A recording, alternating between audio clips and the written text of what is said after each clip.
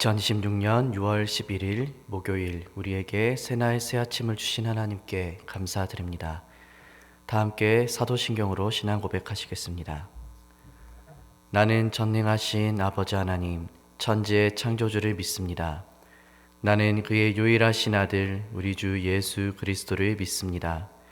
그는 성령으로 잉태되어 동정녀 마리아에게서 나시고 본디오 빌라도에게 고난을 받아 십자가에 못 박혀 죽으시고 장사된 지 사흘 만에 죽은 자 가운데서 다시 살아나셨으며 하늘에 오르시어 전능하신 아버지 하나님 우편에 앉아 계시다가 거기로부터 살아있는 자와 죽은 자를 심판하러 오십니다. 나는 성령을 믿으며 거룩한 공교회와 성도의 교제와 죄를 용서받는 것과 몸의 부활과 영생을 믿습니다. 아멘. 우리 다 함께 찬송가 455장 함께 찬양하시겠습니다.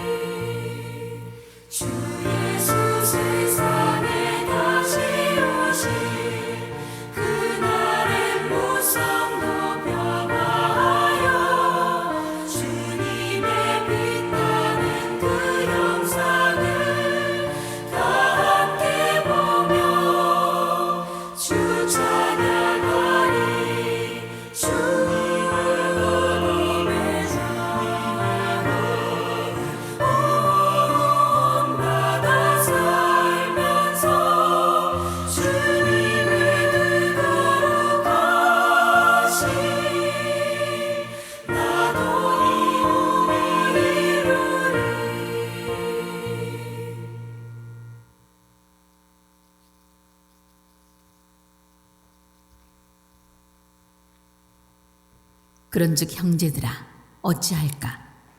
너희가 모일 때에 각각 찬송시도 있으며 가르치는 말씀도 있으며 계시도 있으며 방언도 있으며 통역함도 있나니 모든 것을 덕을 세우기 위하여 하라. 만일 누가 방언으로 말하거든 두 사람이나 많아야 세 사람이 차례를 따라 하고 한 사람이 통역할 것이요. 만일 통역하는 자가 없으면 교회에서는 잠잠하고 자기와 하나님께 말할 것이요. 예언하는 자는 둘이나 셋이나 말하고 다른 이들은 분별할 것이요. 만일 곁에 앉아 있는 다른 이에게 계시가 있으면 먼저 하던 자는 잠잠할지니라. 너희는 다 모든 사람으로 배우게 하고 모든 사람으로 권면을 받게 하기 위하여 하나씩 하나씩 예언할 수 있느니라. 예언하는 자들의 영은 예언하는 자들에게 제재를 받나니 하나님은 무질서의 하나님이 아니시요 오직 화평의 하나님이시니라. 모든 성도가 교회에서 함과 같이 여자는 교회에서 잠잠하라. 그들에게는 말하는 것을 허락함이 없나니 율법에 이른 것 같이 오직 복종할 것이요. 만일 무엇을 배우려거든 집에서 자기 남편에게 물을지니 여자가 교회에서 말하는 것은 부끄러운 것이라. 하나님의 말씀이 너희로부터 난 것이냐 또는 너희에게만 임한 것이냐. 만일 누구든지 자기를 선지자나 혹은 신령한 자로 생각하거든 내가 너희에게 편지하는 이 글이 주의 명령인 줄 알라. 만일 누구든지 알지 못하면 그는 알지 못한 자니라. 그런즉 내 형제들아 예언하기를 사모하며 방언 말하기를 금하지 말라. 모든 것을 품위 있게 하고 질서 있게 하라.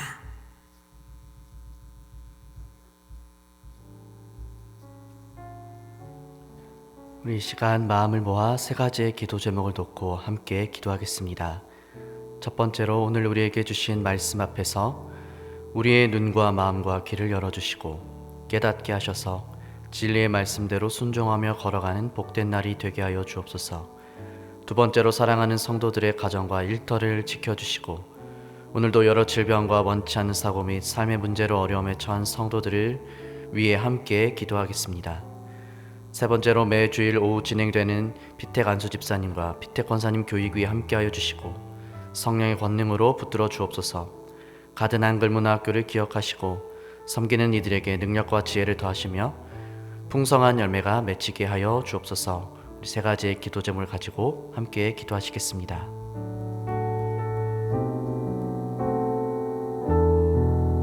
하나님 아버지, 오늘도 이 아침에 우리가 주님 말씀 앞으로 나아갑니다. 새로 새 아침을 허락하여 주시며 감사합니다. 주님, 주의 말씀 앞에서 우리도 주님의 뜻을 구하고 우리의 생각을 내려놓습니다. 우리의 눈을 열어 주의 말씀을 보게 하여 주옵소서. 우리의 귀를 열어 듣게 하여 주옵소서. 주님이 듣게 하시고 보게 하신 그 말씀을 머리로 이해하고 돌아가는 것이 아니라 이 하루를 살아가는 우리의 삶의 기준이 되게 하시고 우리의 삶의 자리에서 온전히 우리가 붙잡고 순종해야 될 진리의 말씀이 되게 하여 주옵소서. 오늘도 우리에게 허락하신 말씀을 붙잡고 이 하루를 주님의 뜻대로 걸어가기를 소망하오니 주님, 우리의 마음과 우리의 생각, 우리의 기도를 들으시고 이 하루 우리의 모든 삶의 자리에 함께 하시며 우리의 발걸음을 인도하여 주옵소서. 사랑하는 성도들의 가정과 일터를 주님의 손으로 지켜주시옵고 지금도 여러 가지 삶의 어려움과 경제적인 어려움, 육신의 질병으로 고통받고 있는 성도들이 있습니다. 주님, 그들의 신음하는 주님을 향한 간절한 기도에 응답해 주시고 주님, 주님의 함께 하시는 은혜가 그 자리에 더하여져서 하나님 눈물을 거두어 주시고 주님 감사의 고백이 나오게 하시고 기쁨이 회복되게 하시는 주님의 크신 은혜가 그 삶의 자리에 임하게 하여 주옵소서. 피택 안수 집사님과 피택 권사님들 교육을 기억하시고 주님, 그 모든 시간 각 사람의 마음을 성령으로 주장하여 주시고 성령의 능력으로 붙잡아 주옵소서. 가든 한글문화학교 가운데 주님의 사랑을 더하시고 섬기는 일의 은혜를 그리고 그 자리에 주님의 기뻐하시는 풍성한 열매가 맺히게 하여 주옵소서.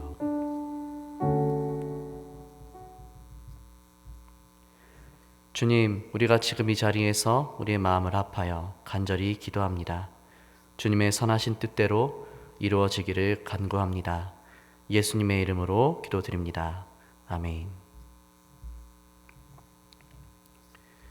우리가 신앙생활을 오래 하다 보면 교회가 세워진다는 것은 단순히 많은 일을 하는 것으로만 되지 않는다는 것을 알게 됩니다. 프로그램이 많아도 교회가 세워지지 않을 수 있고, 사람이 많이 모여 있어도 교회가 건강하지 않을 수 있습니다. 반대로 겉으로는 크고 화려하지 않아도 서로를 배려하고 말씀 앞에 자신을 낮추고 맡겨진 자리에서 질서를 따라 섬기는 공동체는 조용하지만 주님의 사랑 안에 단단하게 세워집니다. 가정을 보면 또 그렇습니다. 한 집안이 평안하려면 각 사람이 자기 말만 앞세우면 안 됩니다. 부모도 말해야 할 때가 있고 들어야 할 때가 있으며, 자녀도 자기 생각을 표현할 때가 있지만 동시에 부모의 말씀을 들어야 할 때가 있습니다. 직장이나 공동체도 마찬가지입니다.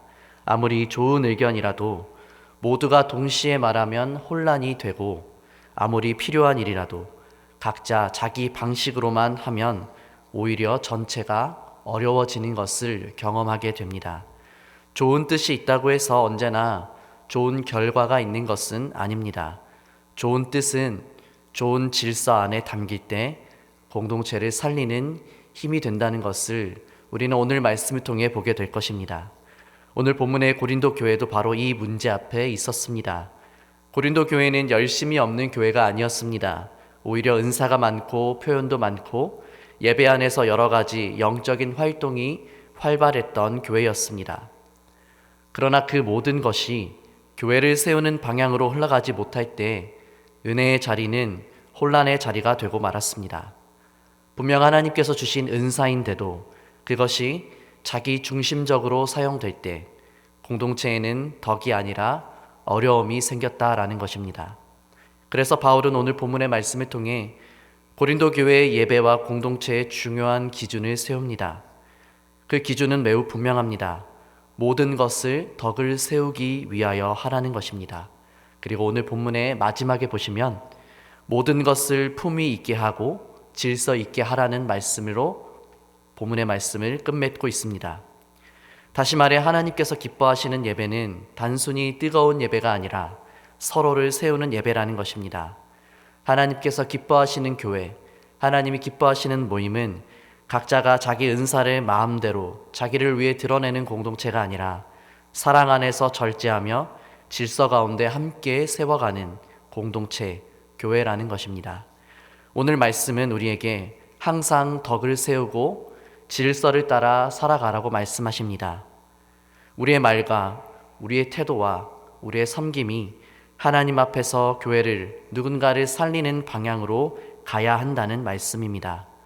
오늘 이 아침에 이 말씀을 통해 우리의 신앙이 나를 드러내는 신앙이 아니라 교회를 세우는 신앙으로, 우리의 말이 혼란을 만드는 말이 아니라 평안을, 질서를 이루는 말로 다듬어지기를 간절히 소망합니다. 본문 26절의 말씀을 보시면 바울은 이렇게 말합니다. 그런즉 형제들아 어찌할까? 너희가 모일 때에 각각 찬송시도 있으며 가르치는 말씀도 있으며 계시도 있으며 방언도 있으며 통역함도 있나니 모든 것을 덕을 세우기 위하여 하라. 여기서 바울은 예배 가운데 다양한 요소들을 언급합니다. 찬송이 있고 가르치는 말씀이 있고 계시가 있고 방언이 있고 통역이 있었습니다. 바울은 이 모든 것들을 무조건 금하고 있지 않습니다. 은사 자체를 부정하는 것도 아닙니다. 왜냐하면 하나님께서 주신 은사는 매우 귀한 것이기 때문입니다. 그러나 문제는 은사의 존재가 아니라 은사의 사용하는 방향, 방법입니다. 바울이 제시하는 기준은 매우 단순합니다. 지금 그것이 우리의 교회를 세우고 있느냐 하는 것입니다. 우리가 하는 말이 공동체를 세우고 있는지, 우리가 드러내는 열심이 다른 사람의 믿음을 돕고 있는지, 우리가 사용하는 은사가 하나님께 영광이 되고 그것을 바라보는 성도들에게도 유익이 되고 있는지를 물어보아야 한다는 것입니다. 고린도전서 12장에서 바울은 교회를 몸에 비유합니다. 몸에는 많은 지체가 있습니다. 눈도 있고 손도 있고 발도 있고 귀도 있습니다. 그러나 그 어느 것도 자기 자신을 위해 존재하지 않습니다. 눈은 몸 전체를 위해 보고, 손은 몸 전체를 위해 움직이고, 발은 몸 전체를 위해 걷습니다. 지체가 자기 기능을 자랑하기 시작하면 몸은 건강해지지 않습니다. 오히려 몸 전체가 병들게 됩니다. 그래서 바울은 고린도전서 13장에서 사랑을 말합니다. 아무리 사람의 방언과 천사의 말을 할지라도 사랑이 없으면 울리는 꽹과리가 된다고 했습니다. 예언하는 능력이 있고 모든 비밀과 지식을 알고 우리가 산을 옮길 만한 믿음이 있다 할지라도 사랑이 없으면 아무것도 아니라고 바울은 증거합니다. 이것은 은사보다 사랑이 더 중요하다는 것을 말하는 것입니다. 더 정확히 말하면 은사는 사랑 안에서 사용될 때 비로소 교회를 세우는 도구가 된다는 뜻입니다. 오늘 본문 14장은 바로 그 흐름의 결론입니다. 12장은 몸을 말하고 13장은 사랑을 말하고 14장은 은사가 실제로 우리의 삶과 우리의 모임과 우리의 교회 안에서 어떻게 사용되어야 하는지를 말하는 것입니다. 그러므로 바울의 논리는 분명합니다. 은사는 하나님께서 주신 것이지만 그 은사가 사랑 없이 사용되면 공동체를 무너뜨릴 수 있다는 것입니다. 그러나 사랑 안에서 덕을 세우는 방향으로 사용되면 교회를 건강하게 세웁니다. 사도행전 2장에 나오는 초대교회를 생각해 볼 수 있습니다. 성령이 임하셨을 때 교회는 뜨거웠습니다. 그러나 그 뜨거움이 무질서함으로 나타나지 않습니다. 그들은 사도의 가르침을 받았고 서로 교제하며 떡을 떼고 기도하기를 힘썼다고 성경은 기록합니다. 성령이 충만한 교회는 그저 감정이 뜨거운 교회가 아닙니다. 말씀 안에 머물고 교제 안에서 서로를 돌보고 기도 안에서 하나님께 나아가는 교회였습니다. 성령의 역사는 공동체를 흩뜨리는 방식이 아니라 언제나 공동체를 세우는 방식으로 나타났음을 우리는 말씀을 통해 발견하게 됩니다. 사랑하는 성도 여러분, 오늘 우리에게도 이 기준이 분명 필요합니다. 교회 안에서 우리가 하는 모든 말과 행동이 덕을 세우는 방향이어야 합니다. 내가 옳은 말을 하는 것도 중요하지만 그 말이 사람을 살리는 방식으로 전달되고 있는지도 중요합니다. 내가 열심히 섬기는 것도 중요하지만 그 열심히 다른 사람을 눌러버리거나 불편하게 만들지는 않는지 돌아보아야 할 것입니다. 내가 가진 은사가 아무리 귀해도 그것이 내 옆에 있는 지체, 우리의 교회를 세우지 못한다면 하나님께서 원하시는 방향으로 사용되고 있다고 말하지 못할 것입니다. 그러므로 오늘 본문은 우리에게 묻습니다. 우리의 말은 덕을 세우고 있습니까? 우리의 섬김은 공동체를 세우고 있습니까?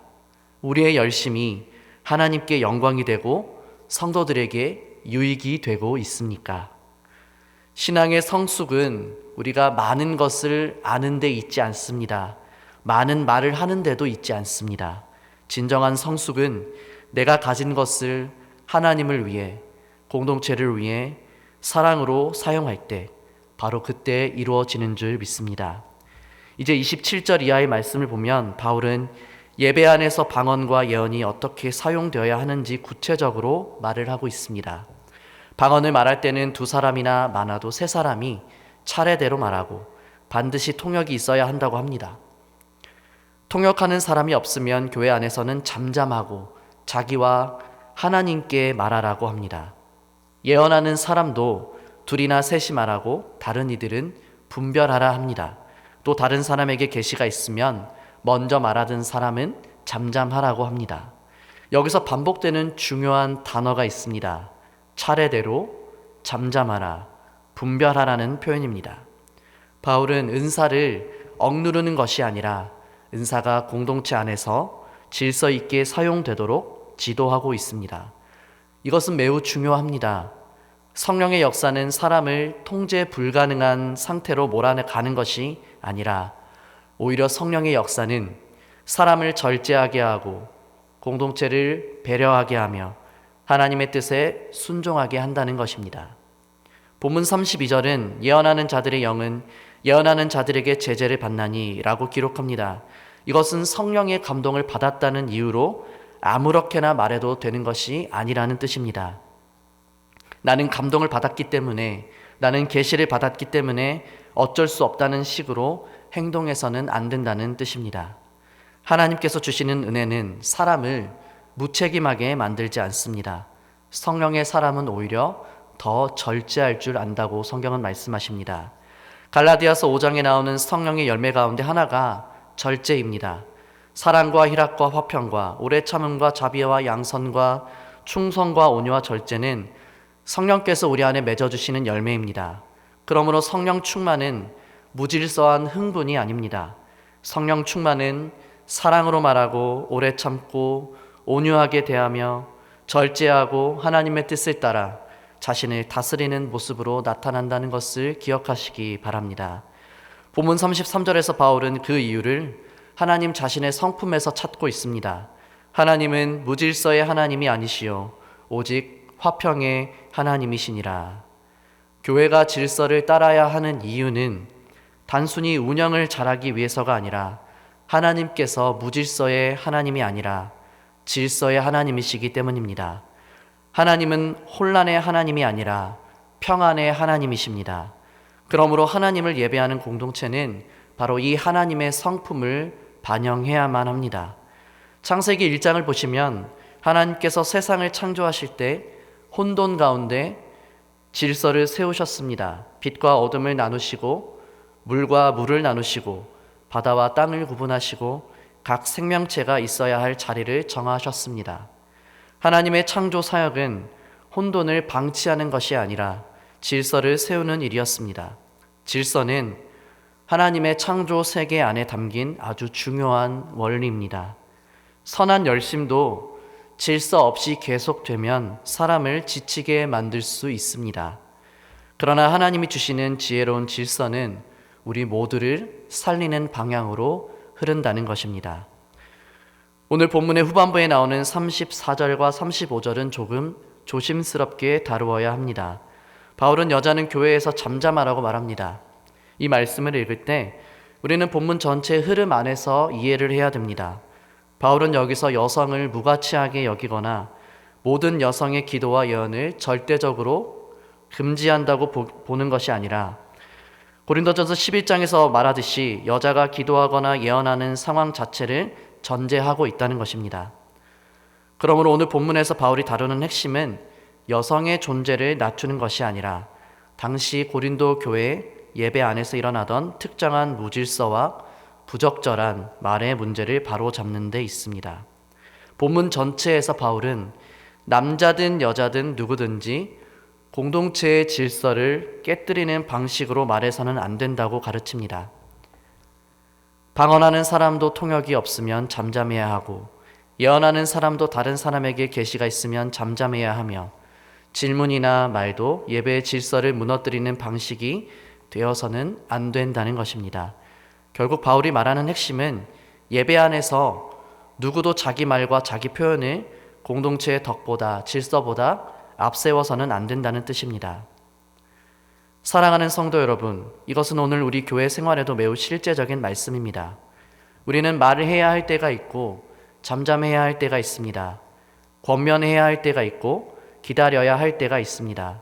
내 생각을 표현해야 할 때가 있고 공동체의 평안을 위해 나의 생각을 절제하며 기다려야 할 때도 있습니다.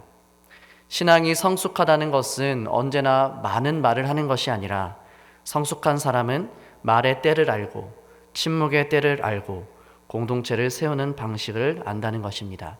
바울은 바로 이것을 말하기 위해 오늘 우리에게 잠잠하라, 절제하라는 표현을 사용하고 있습니다. 바울은 마지막 40절에서 이렇게 결론을 맺습니다. 모든 것을 품위 있게 하고 질서 있게 하라. 여기서 품위 있게 한다는 것은 겉모양만 단정하게 하라는 것이 아닙니다. 하나님을 예배하는 자리에 합당하게 서라는 뜻입니다. 질서 있게 하라는 것도 딱딱한 형식을 만들라는 것이 아니라 하나님의 성품을 따라 공동체가 하나님의 평안, 하나님의 화평을 이루어 가라는 뜻입니다. 그러므로 교회는 자유가 있어야 하지만 그 자유는 사랑 안에서 다루어져야 합니다. 은사가 있어야 하지만 그 은사는 언제나 덕을 세우는 방향으로 사용되어야 합니다. 열심이 있어야 하지만 그 열심은 질서 안에서 사용되어야 합니다. 하나님께서 기뻐하시는 공동체는 각자가 하고 싶은 대로 움직이는 공동체가 아니라 모두가 하나님 앞에서 자신을 낮추고 서로를 세우는 공동체입니다. 사랑하는 성도 여러분, 오늘 본문의 말씀은 우리에게 예배와 공동체의 중요한 기준을 가르쳐 줍니다. 첫째, 모든 것을 덕을 세우기 위해 하라는 것입니다. 둘째, 모든 것을 품위 있고 질서 있게 하라는 것입니다. 특별히 오늘 말씀에서 다루었던 여성에 대한 말씀은 단순히 여자는 교회에서 잠잠하라는 뜻이 아니라 오늘날 우리가 이 말씀을 묵상할 때 우리 모두에게 특별히 여자뿐만 아니라 여자나 남자나 누구든지 하나님의 질서를 가장 우선으로 여기는 믿음의 사람이 되어야 한다는 점을 바울이 증거하고 있음을 기억하시기 바랍니다. 바울은 은사를 없애라고 하지 않습니다. 우리에게 은사의 목적을 바로 잡았습니다. 방언도 예언도 가르침도 찬송도 모두 하나님께서 주신 귀한 은사이지만 그 모든 것들이 사랑과 질서 안에서 사용되어야 합니다. 예수님을 바라보기 원합니다. 예수님은 가장 큰 권세를 가지신 분이지만 그 권세를 자기를 과시하기 위해 사용하지 않으셨습니다. 그러므로 예수님을 따르는 교회는 자기 자랑으로 세워지지 않습니다. 서로를 세우는 사랑으로 세워집니다. 오늘 하루를 시작하면서 우리가 이 말씀을 마음에 새기기 원합니다. 항상 덕을 세우고 질서를 따르시기 바랍니다. 오늘 내가 하는 말 한마디가 누군가를 살리는 말이 되게 하십시오. 오늘 내가 감당하는 섬김 하나가 공동체를 세우는 섬김이 되기를 소망합니다. 오늘 내가 멈추어야 할 말이 있다면 주님 앞에서 멈추고 해야 할 말이 있다면 겸손히 주님이 주시는 사랑으로 행하시기 바랍니다. 그럴 때 우리의 가정과 교회와 삶의 자리가 하나님께서 기뻐하시는 평안의 공동체로 세워질 줄 믿습니다. 함께 기도하시겠습니다. 주님, 우리가 말씀을 받았습니다. 배운 대로 믿고 믿은 대로 살게 하시고 오늘 하루도 깨끗한 입술과 정직한 손과 발로 살아 세상의 소금과 빛으로 살게 하여 주옵소서. 예수님의 이름으로 기도합니다. 아멘. 하늘에 계신 우리 아버지, 아버지의 이름을 거룩하게 하시며 아버지의 나라가 오게 하시며 아버지의 뜻이 하늘에서와 같이 땅에서도 이루어지게 하소서. 오늘 우리에게 일용할 양식을 주시고 우리가 우리에게 잘못한 사람을 용서하여 준 것 같이 우리 죄를 용서하여 주시고 우리를 시험에 빠지지 않게 하시고 악에서 구하소서. 나라와 권능과 영광이 영원히 아버지의 것입니다. 아멘.